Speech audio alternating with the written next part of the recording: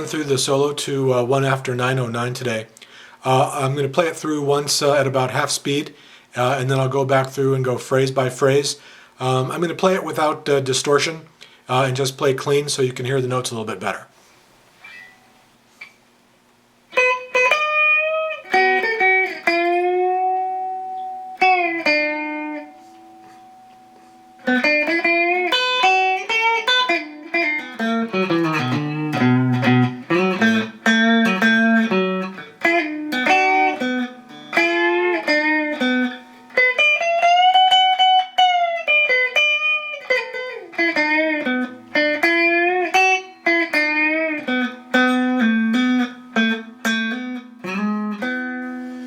Okay, let's go through each phrase. We'll go through slowly.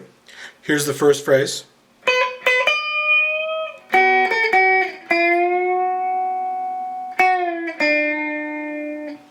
So you're starting on the 12th fret of B, and you'll be bending on the 15th fret, then you'll jump down to G.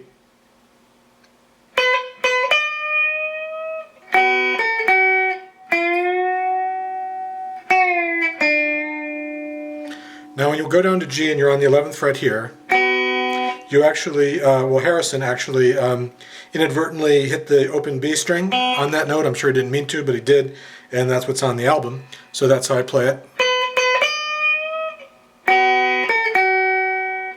And then bend the 9th fret on the G string. Okay, so that first passage goes like this.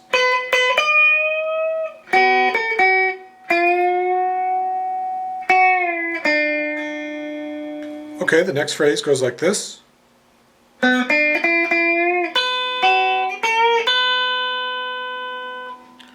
You're starting on the 9th fret of D, using your 3rd finger.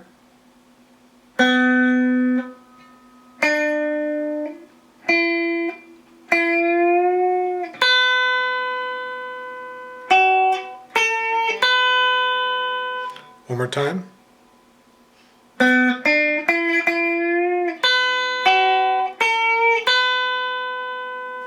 Alright, the next phrase goes like this.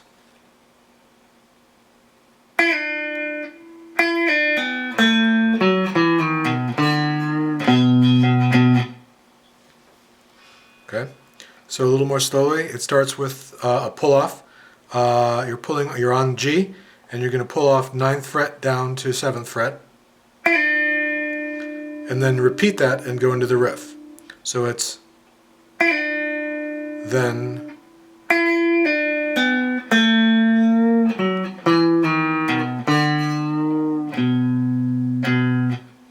one more time.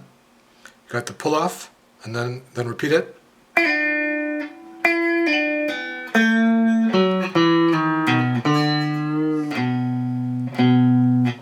And he really bends this note here.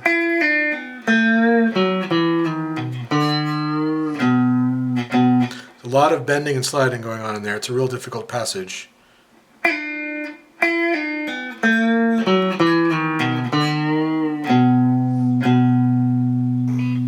2, 3.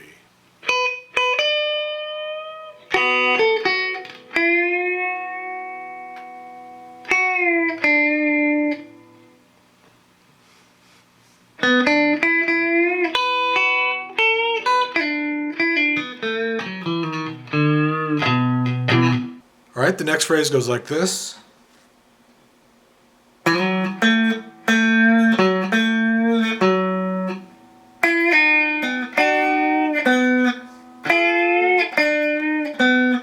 Again, a lot of bends here. So you're starting on 7th fret of A, and you're sliding up to the 9th fret.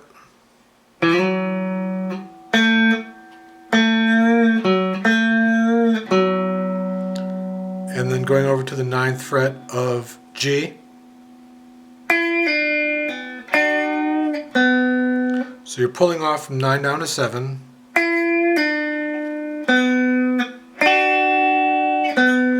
then you're going to hit both the 7th fret on both G and B. So it goes like this.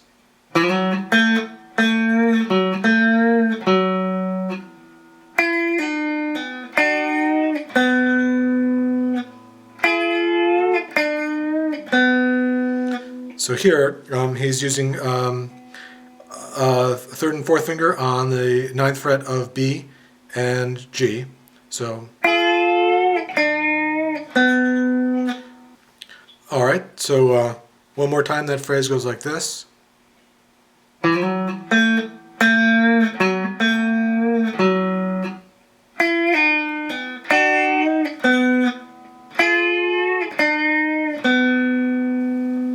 Okay, the next phrase, Harrison's way up here on the 16th fret, so you've just finished this riff here.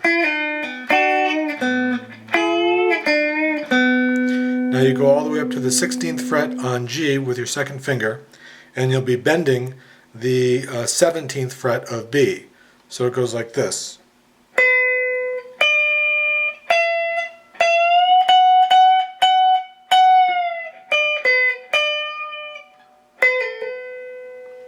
So then the last phrase of the solo, George came down here to the 9th fret on G. There's a lot of string pulling and bending here.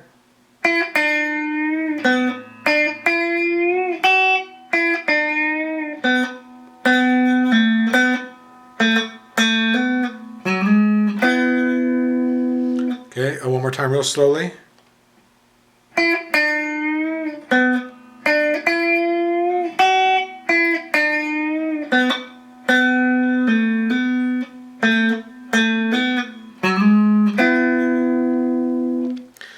Why don't we try to play the last two phrases together, nice and slow. 1, 2, 3.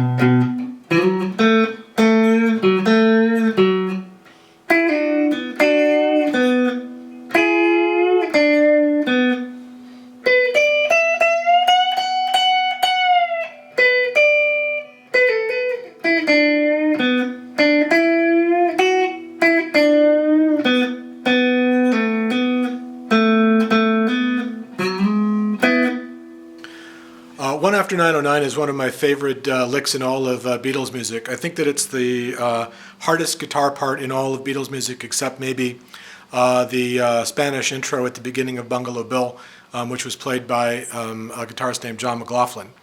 But even though One After 909 isn't one of the most famous or one of the best Beatles songs, they're really having a great time when they're playing it. They've been playing it for years. I think that they wrote it in 1957 or 1959, and they didn't really think that it was a good enough song to make it onto an album.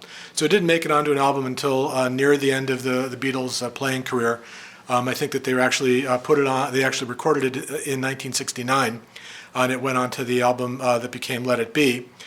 So it was basically a jam on that album, but Harrison's solo on it is absolutely terrific.